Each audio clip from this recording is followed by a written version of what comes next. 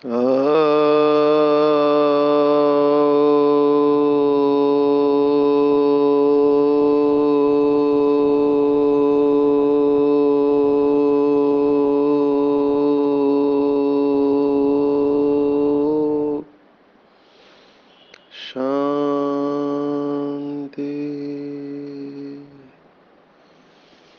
आज 4 मई 2022 भारत में बुधवार है।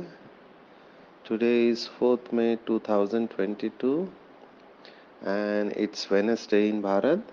आज की मुरली का जादुई रहस्य स्वयं को प्रेरणा देने के लिए magical secrets of today's Murli for motivating the self. आज की मुरली में बाबा धर्मराज का रूप लेकर आया है और इसका कारण है बाबा को बहुत बार ये कहना पड़ा कि बच्चे अगर श्रीमत पर चलकर पवित्र नहीं बने तो धर्मराज के डंडे पड़ेगी, बहुत कड़ी सजा के भागी बनेंगे। ये बाबा को क्यों बार बार कहना पड़ रहा है? भगवान एक बार कहे तो समझ में आ जाता है कि ये इम्पोर्टेंट बात है, लेकिन बार बार बाबा कह रहा है, ये क्यों है? ये भी सोचने जैसी बात है। इसका कारण है कि 2 प्रकार के बच्चे होते हैं, लौकिक में भी ऐसे कहते हैं। कुछ बच्चे होते समझदार होते हैं, वो प्यार से बात को समझ जाते हैं, लेकिन कुछ बच्चे होते जो प्यार से नहीं समझते। फिर क्या किया जाए? आखिर में मार पड़ती है उनको, है ना? समझते नहीं तो क्या करे, मार पड़ेगी। तो यहाँ पर बाबा यही कह रहा है कि बच्चे प्यार से तो मेरे साथ चलो, अगर नहीं चलेंगे, पवित्र नहीं बनेंगे तो धर्मराज की मार जरूर पड़ेगी। उस समय त्राही त्राही करेंगे, है ना? फिर उस समय कुछ कर नहीं पाएंगे। बाबा ने हमको समय से पहले तैयार करने का सोचा है ना। बाबा हमको समय से पहले तैयार कर रहे हैं। देखो, समय पर तो दुनिया वाले भी तैयार हो जाएंगे, या समय के बाद कुछ लोगों को पश्चाताप का ही पार्ट है, लेकिन हमारी विशेषता है समय के पहले हम तैयार हो जाए। देखो, कोई भी माँ बाप नहीं चाहता कि उसके बच्चे सजा भुगते। हर माँ बाप लौकिक में भी चाहते हैं कि मेरा बच्चा है वो बड़ा बने, होशियार बने और समाज में प्रतिष्ठा पाए। कोई माँ बाप ये नहीं चाहते कि उसके बच्चे जेल में जाए, है ना, या पुलिस स्टेशन में जाए और पुलिस उसके डंडे पड़े उनको। कोई भी माँ बाप ये चाहता नहीं है। तो शिव बाबा तो रहम का सागर है, दया का सागर है, प्यार का सागर है, ज्ञान का सागर है। वो क्यों चाहेगा कि उसके बच्चे सजा के हकदार बने? तो इसीलिए बाबा बार बार हमको ये कह रहा है, बच्चे सारा मदार जो है पवित्रता के ऊपर है। आप कुछ भी कर लो, लेकिन अगर पवित्रता नहीं है तो बीके लाइफ नहीं है। पवित्रता पर ही पूरा झगड़ा है। ब्रह्मा बाबा ने गालियां सुनी तो वो सब पवित्रता के वजह से गालियां सुनी। जितने भी विघ्न विरोध हो रहे हैं वो सब पवित्रता की वजह से हो रहे हैं। पवित्रता ही हमारी रक्षा करेगी और अपवित्रता ही सबसे बड़ा कांटा है। तो मूल बात पवित्रता की है। इसके लिए बाकी संस्थाओं में और ब्रह्मा कुमारी इसमें यही फर्क है कि हमने पवित्रता को टॉप मोस्ट प्रायोरिटी दिया हुआ है। जैसे बाकी संस्था में कहते हैं कि कभी कभार गए तो चलेगा विकार में, यहाँ पर ऐसा नहीं है। यहाँ पे ब्लैक एंड व्हाइट है। अगर नहीं चल सकते तो भले छोड़ के चले जाओ, लेकिन फिर अलाउड नहीं है। इतना स्ट्रिक्ट है। पवित्रता की गहराई भी हमको बताई हुई है। बाहर तो केवल ब्रह्मचर्य को ही पवित्रता समझते, पर यहाँ पर बाबा ने स्पष्ट बताया है। यहाँ पर बाबा ने स्पष्ट बताया हुआ है कि केवल ब्रह्मचर्य नहीं, ब्रह्मचारी नहीं बनना है, लेकिन ब्रह्मचारी बनना है। तो पवित्रता at the level of thought, संकल्प की स्तर पर पवित्रता चाहिए। शुरुआत ब्रह्मचारी से होती है और जितनी जिसकी पवित्रता ज्यादा, उसका उतना ऊंच पद। क्योंकि अपवित्रता माना दुख, इतना सिंपल इक्वेशन है। पवित्रता माना सुख शांति, और अपवित्रता माना दुख अशांति। तो अगर कोई बाबा का बच्चा ये कहता है कि हम नहीं रह सकते अपवित्रता के बगैर, तो इनडायरेक्टली वो यही कहता है कि मैं अपने जीवन में दुख और अशांति चाहता हूं। धर्मराज के डंडे माना क्या, धर्मराज की सजा माना क्या? जब भी आत्मा दुख और अशांति का अनुभव करती है तो वो सजा भुगत रही है, क्योंकि उस समय वह आत्मा अपने ओरिजिनल स्वरूप में स्थित नहीं है। सतयुग और कलयुग का कॉन्ट्रास्ट यही है। बाबा कहता है कलयुग में एक भी पुण्य आत्मा नहीं है और सतयुग में एक भी पाप आत्मा नहीं है। तो सतयुग में एक भी पाप आत्मा नहीं है, इसका मतलब क्या हुआ कि वहां पे टोटल सोल कॉन्शियस है, अपवित्रता की अविद्या है वहां पर, और यहाँ पर संपूर्ण पवित्रता की अविद्या है। इसलिए तो लोग पूछते, अगर सभी पवित्र बने तो दुनिया कैसे चलेगी? क्योंकि उनको पता ही नहीं है। हम इसे इस तरह से कहते हैं कि अगर 100 में से 99 लोग हाथ के ऊपर चल रहे हैं, पैर ऊपर और हाथ नीचे, और एक व्यक्ति पैर के ऊपर चल रहा है, तो लोग कहेंगे पागल हो गया है, पैर के ऊपर चल रहा है। एग्जैक्टली यही बात हो रही है। अगर थोड़े से बाबा के बच्चे संपूर्ण पवित्र रहते हैं तो लोग उनको पागल कहते हैं, क्योंकि मेजॉरिटी अभी विकार में जाते हैं, विकार को ही सुख का आधार बना लिया है, सहारा बना लिया है। और अभी अगर सोचो, बाबा ने उदाहरण भी ये दिया है, शास्त्रों में भी ये उदाहरण आया है कि इंद्र सभा में, इंद्र तो शिव बाबा है, तो शिव बाबा की सभा में भी अगर कोई विकारी पतित को लेकर आए तो उसके वजह से वाइब्रेशन बनेंगे और लाने वाले के ऊपर भी बोझ उसका चढ़ सकता है। ये बाबा ने स्पष्ट कहा हुआ है, क्योंकि वृत्तियां खराब कर दी ना सभी के। तो इतना अटेंशन, दादिया तो ऐसा पुरुषार्थ करती थी, मैं वंडर खाता हूँ जब गुलजार दादी का अनुभव सुना। उनकी जब भट्टी चल रही थी तो 14 साल दादियों ने भट्टी किया, तो उनके रिश्तेदार भी अगर मिलने आते थे तो दादी देखने नहीं चाहती थी, मुंह भी देखना पसंद नहीं करती थी। आप सोचो कितना अटेंशन रहा होगा। तो दादी को पूछा कि क्यों नहीं देखना चाहती, तो उन्होंने कहा कि एक बार जब पुरानी दुनिया के ऊपर थूक दिया, थूक देने के बाद उसको चाटने क्यों जाने का? माना क्या अटेंशन रहा होगा, सोचो कितना वैराग्य की स्टेज होगी। ऐसे ही नहीं, बाबा उनको निरसंकल्प देवता कहते हैं, और बाबा का वो रथ बनी, छोटा नंदी बनी। इतना अटेंशन रहा है ना उनके ऊपर, अपने ऊपर। तो क्या हम बाबा के बच्चों का इतना अटेंशन है? चेक करेंगे आज संपूर्ण दिन पर, क्या मैं अपनी संपूर्ण पवित्रता से नीचे की अवस्था में आता हूँ? और जब भी नीचे आता हूँ, इवन इन परसेंटेज, अगर छोटे परसेंटेज में नीचे आता हूँ, मैं दुख और अशांति का आह्वान कर रहा हूँ। 100% आनी ही है। ऐसे भी अभी टू लेट का बोर्ड लग चुका है, जिसका अर्थ हमने देखा कि कई बाबा के बच्चे स्ट्रगल पीरियड में रहेंगे। अभी स्ट्रगल पीरियड क्या है कि वो पुरुषार्थ करना चाहेंगे, चाहेंगे तो भी पुरुषार्थ कर नहीं पाएंगे। यह है टू लेट का अर्थ। क्योंकि एक तरफ रावण की शक्ति है, एक तरफ राम की शक्ति है। कितनी भी कोशिश करेंगे, मेहनत करेंगे, अतीन्द्रिय सुख का अनुभव, योग में सर्वश्रेष्ठ अवस्था का अनुभव, स्वराज्य अधिकारी अवस्था का अनुभव संपूर्ण स्टेज में या संपूर्ण परसेंटेज में नहीं कर पाएंगे। और हमेशा अंदर चलता रहेगा कि इतना जितना चाहते उतना नहीं है, उससे कम है। स्वयं से संतुष्ट नहीं होंगे, स्वयं के पुरुषार्थ से, क्योंकि 100% श्रीमत पर नहीं चल पाएंगे। या तो कभी अमृत वेला मिस होगी, या तो मनसा वाचा कर्मणा चार्ट की परसेंटेज मिस होगी, या व्यर्थ चलेगा या निगेटिव चलेगा। बहुत कोशिश करने के बाद भी इसको रोक नहीं पाएंगे। यह है टू लेट का मतलब। और उसमें फ्रस्ट्रेट होके, निराश होके फिर पुरुषार्थ करना छोड़ देंगे और फिर कहेंगे जो पद मिले सो अच्छा। ये हम देख रहे हैं। चलो, मेरे पास मानसिक बीमारी के रुग्ण आते हैं, माना एंजाइटी के आते हैं, चिंता की बीमारी के आते हैं, डिप्रेशन के आते हैं, या ओसीडी के आते हैं, ऑब्सेसिव कंपल्सिव डिसऑर्डर।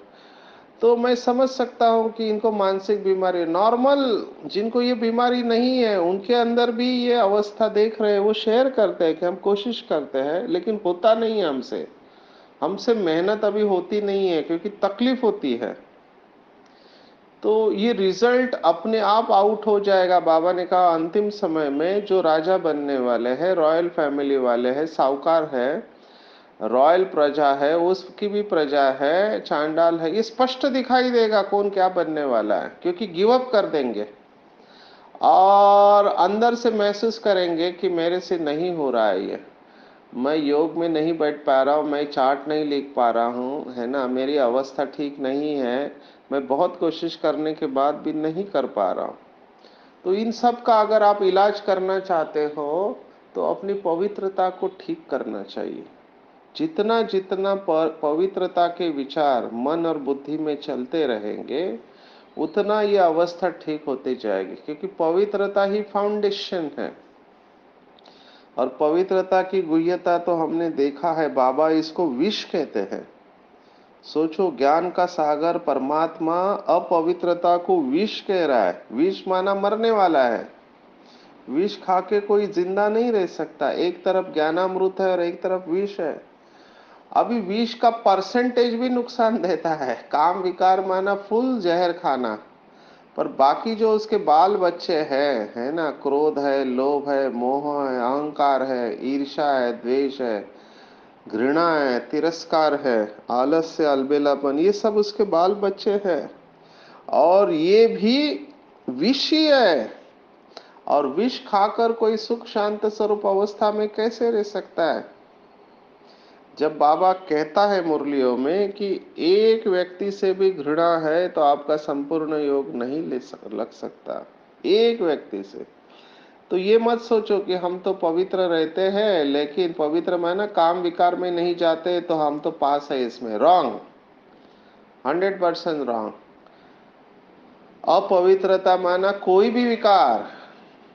वैसे तो लौकिक में कहते हैं कि विकारी माना काम क्रोध लोभ मोह अहंकार ईर्ष्या द्वेष घृणा आलस्य, लेकिन बाबा ने जो डेफिनेशन दी है पवित्रता की वो बहुत गुह्य है। इसको बार बार पढ़ के रिवाइज करना चाहिए। बाबा ने कहा कि लौकिक में तो विकारों के वश होकर जो कर्म करते हैं उसको आ, विकर्म कहते हैं, या विकारों के वश किया हुआ कर्म। लेकिन बाबा के बच्चों के लिए डेफिनेशन अलग है, क्योंकि हमारे पास संपूर्ण ज्ञान है। तो हमारे लिए बाबा ने कहा कि ज्ञान स्वरूप अवस्था से नीचे आना भी विकर्म है। अभी ये वाक्य का इंटरप्रिटेशन अर्थ बहुत जरूरी है। ज्ञान स्वरूप अवस्था माना क्या? तो ज्ञान स्वरूप अवस्था माना मैं जो हूँ जैसा हूँ, बाप जो है जैसा है, अन्य आत्माएं जो है जैसे, ड्रामा जो है जैसा है, इसको यथार्थ रूप में देखना, सोचना, समझना और कर्म में आना। ये इतनी पावरफुल स्टेज है ज्ञान स्वरूप अवस्था, इसको समझो। सेकंड में फुल स्टॉप लगना चाहिए अगर ज्ञान स्वरूप अवस्था है तो। एक भी थॉट नहीं चलना चाहिए किसी परिस्थिति में, ऐसा क्यों, क्या, कैसे, ये पुराने होकर ऐसे करते हैं, इतने साल से ज्ञान में होकर ऐसे करते हैं, मेरे साथ ही ऐसा क्यों हुआ, वगैरह वगैरह।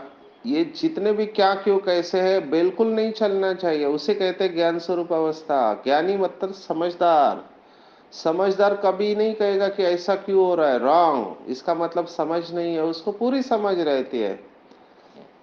इसको कहा गया है नॉलेजफुल, या अंग्रेजी में कहते हैं इनर नोइंगनेस। इंट्यूटिवली वो जानते हैं कि ये सब क्यों हो रहा है, क्योंकि बाबा ने हमको संपूर्ण ज्ञान दिया हुआ है ड्रामा का, जो दुनिया वालों के पास नहीं है।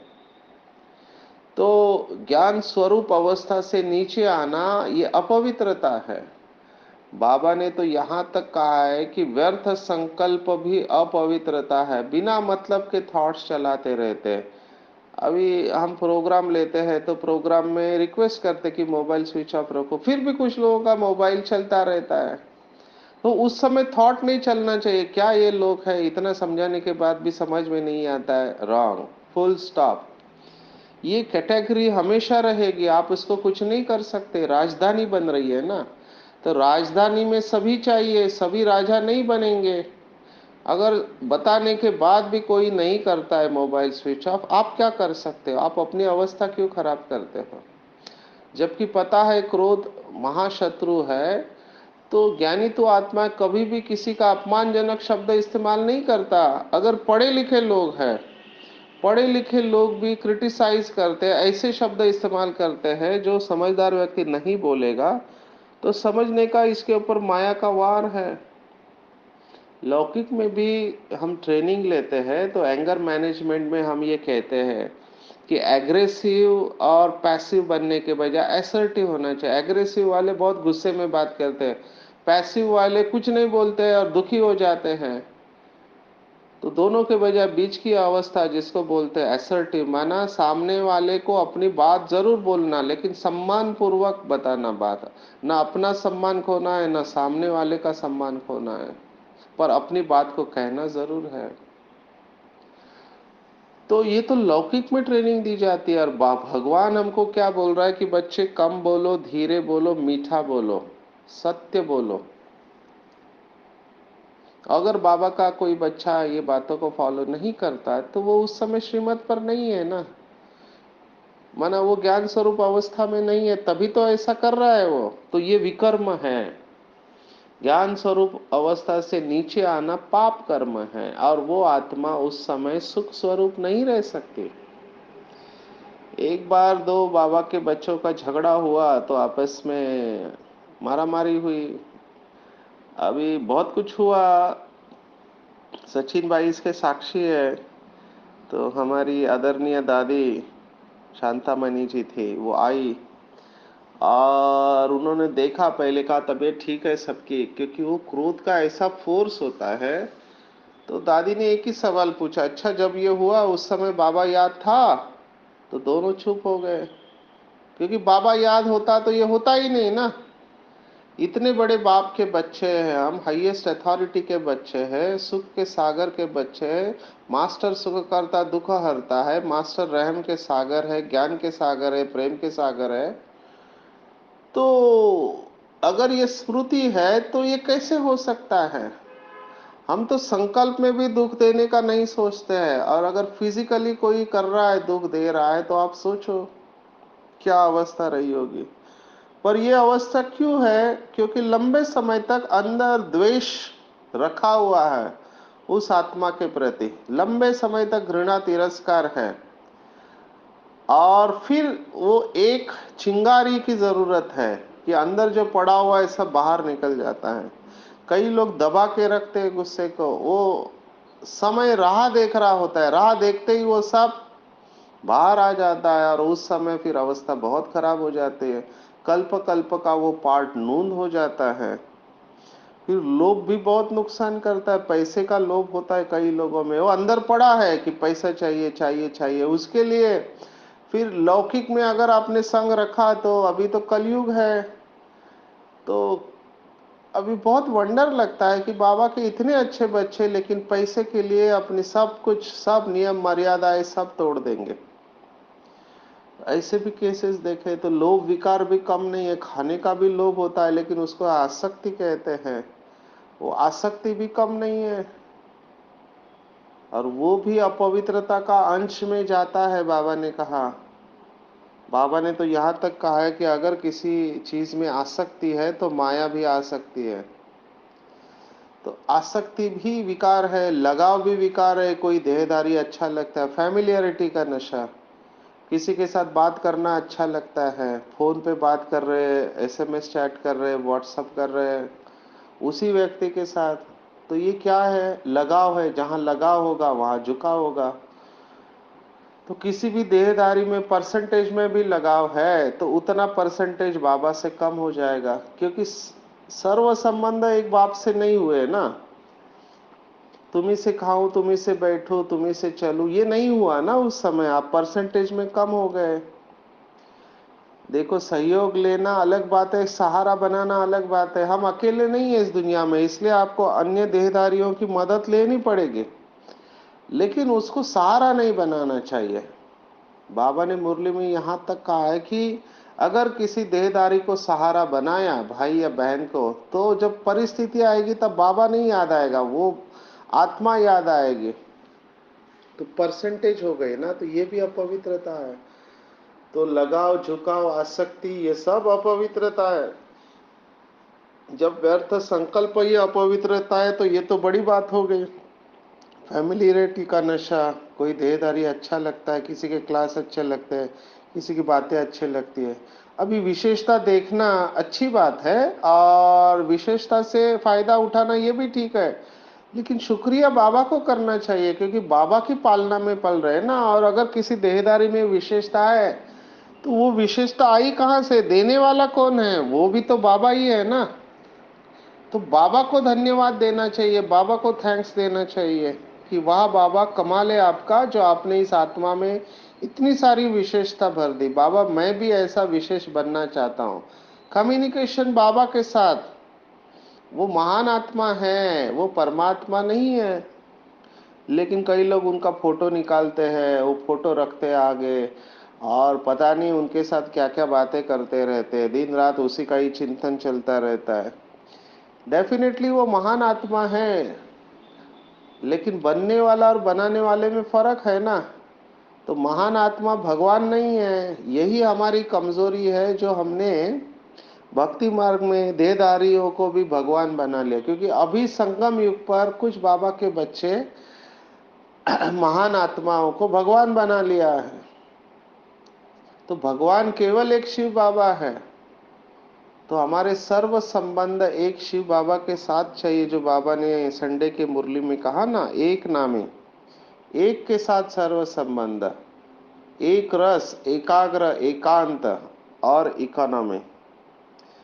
तो पवित्रता को डबल अंडरलाइन करना है, और दिन भर में आज एक कमेंट्री भेज रही है, उस कमेंट्री को बार बार सुनना है।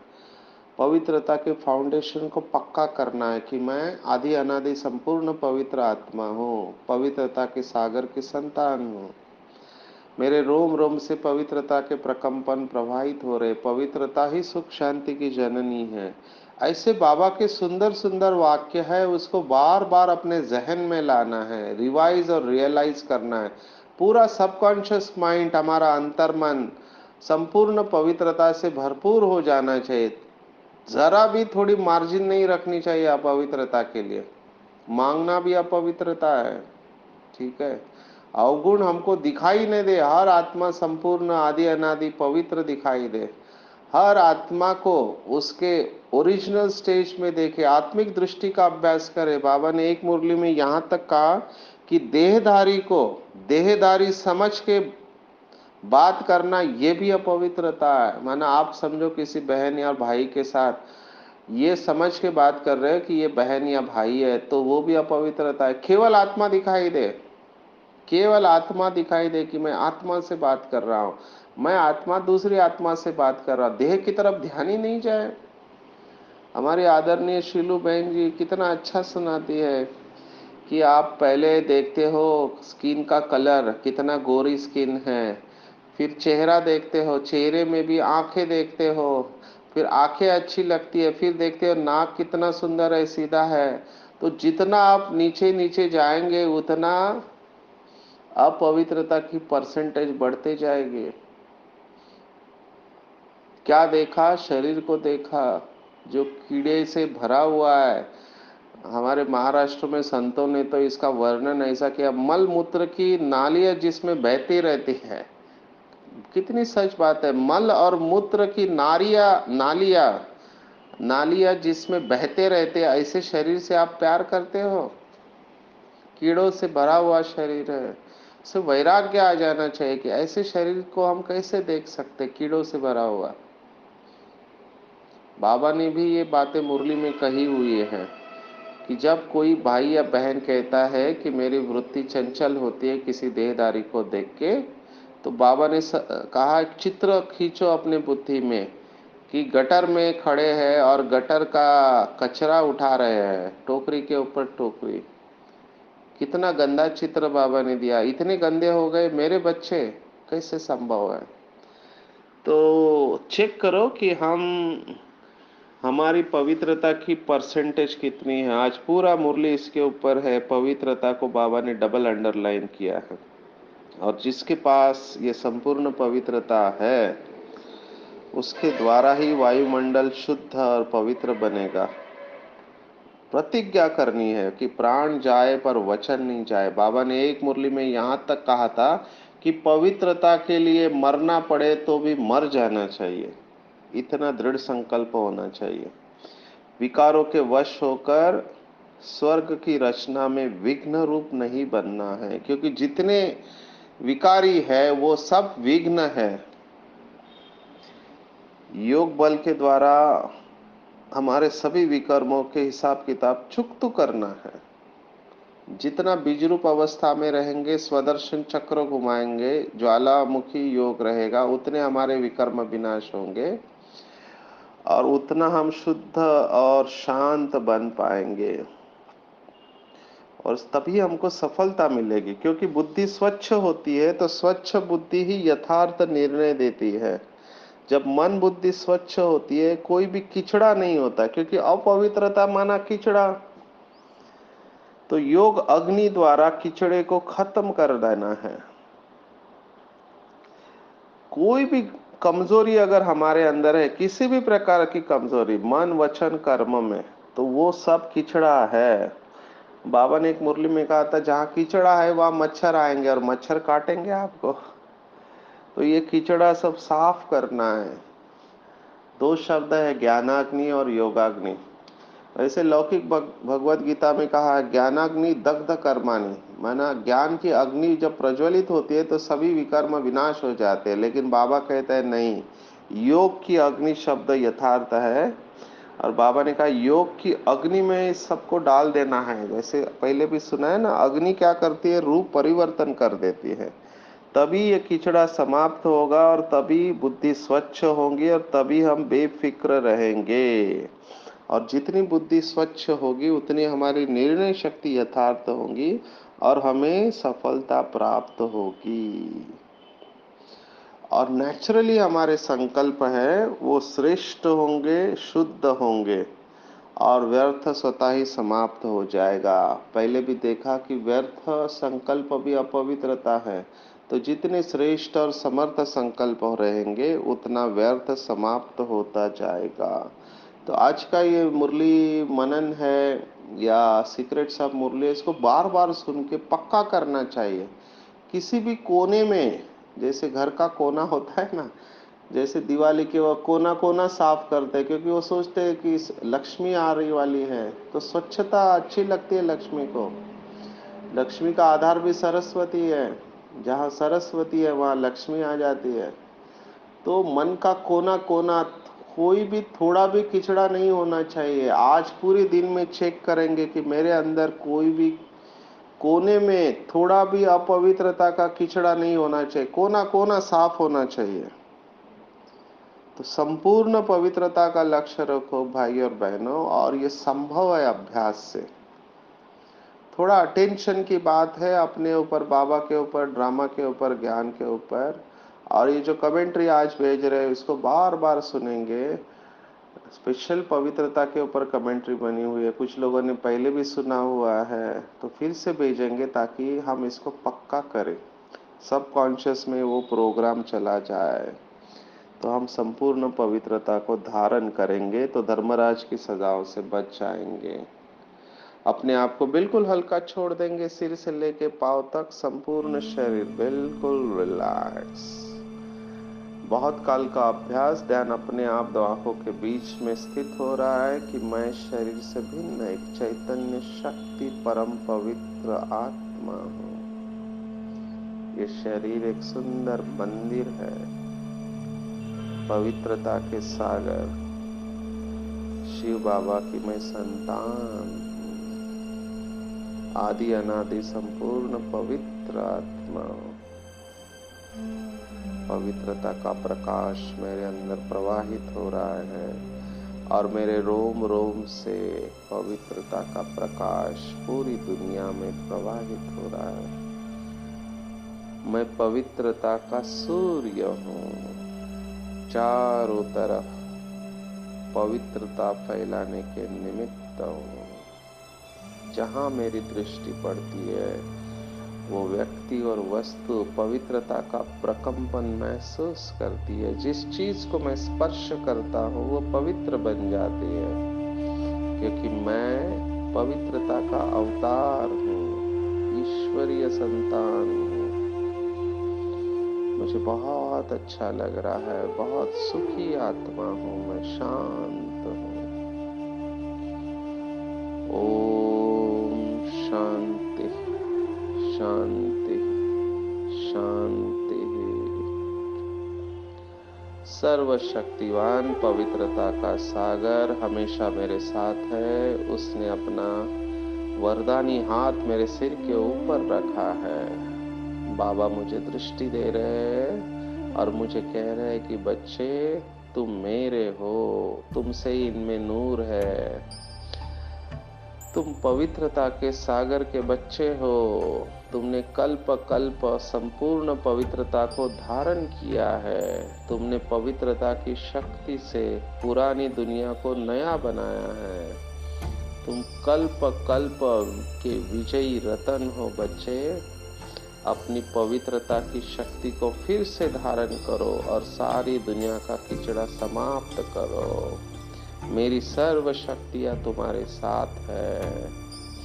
बाबा से दृष्टि लेते हुए मैं आत्मा अत्यंत हर्षित हो रही हूँ और बाबा से कह रहे हूँ, हाँ बाबा मुझे भी महसूस हो रहा है कि मैं आप जैसे पवित्रता के सागर ऊंचे से ऊंचे बाप की संतान हूँ और मुझे पूरे विश्व का कीचड़ा समाप्त करना है। और मुझे आत्मविश्वास है कि मैं ये कर सकता हूँ, क्योंकि सर्व शक्तियाँ मेरे साथ है और मेरी विजय निश्चित है। मेरा बाबा, मीठा बाबा, प्यारा बाबा और दुलारा बाबा, सच्चा बाबा और अच्छा बाबा, दयालु बाबा, कृपालु बाबा, वाह बाबा, शुक्रिया बाबा, शुक्रिया। अच्छा, ओम शांति।